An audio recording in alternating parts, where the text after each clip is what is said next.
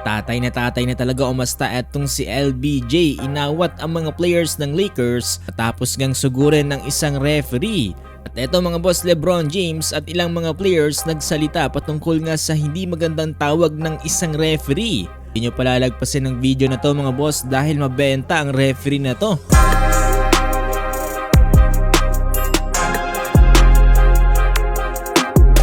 So dito nga during sa Game 4 ng Los Angeles Lakers kontra nga dito sa Houston Rockets, eto mga boss, with last 1 minute remaining dito sa 4th quarter, halos tapos na rin ang laban na to, 113-91.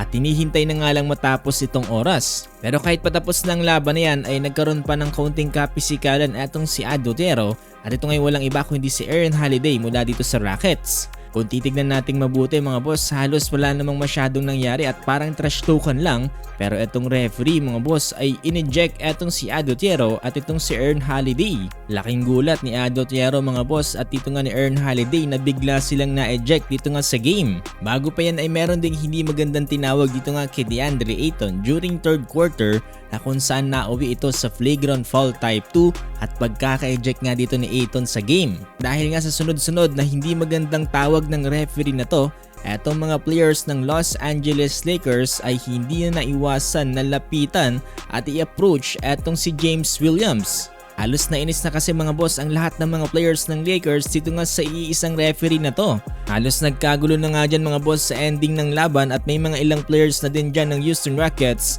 na makikita dito sa senaryo na to. Pero ang matindi niyan mga boss, etong si LeBron James ay umasta na bilang team captain at bilang father figure. Eto, hinawi ang lahat ng mga players at pinabalik mga boss sa kanilang bench matapos nga naging diskusyon na yan. Nakikita natin dito ang napakagandang leadership talaga ni LBJ. Pero bago yan mga boss, eto sinabayan ng molten basketball etong init ng NBA Finals ngayon. Bagsak presyo sila, 66% off. Ating tig 1,600 ngayon, mabibili mo na lamang ng 539 pesos sa Shopee. Ano pang hinihintay nyo, i-click nyo na yung link sa comment section. Pero matapos ang laban na yan mga boss, during press conference, eto hindi na naiwasang magsalita ni LBJ patungkol nga sa specific referee na to. At ito ngayon walang iba kundi si James Williams. Ayon kay LBJ, una nga daw hindi siya sang-ayon sa tinawag na flagrant foul type 2 dito nga kay DeAndre Ayton. Baga nag-prepare lang daw itong si Ayton para sa contact dito nga kay Sengun.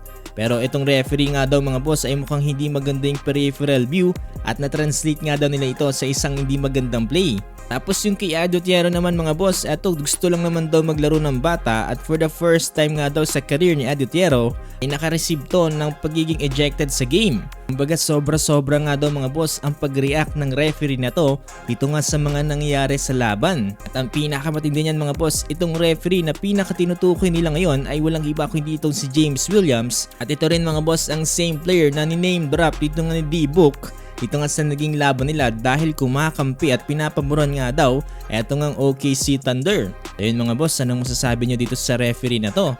So sa Game 5 nga pala mga boss ay balik na tayo dito sa bahay ng Los Angeles Lakers. Tignan natin kung tatapusin na nila itong serye na to at kung makakapaglaro na itong sila Reeves at Luka Doncic. Nga pala mga boss, nakikisuyo ko sa inyo na paki-like itong ating video at paki-follow na rin po itong ating page dahil magiging malaking tulong na yan para sa ating channel. Maraming salamat po.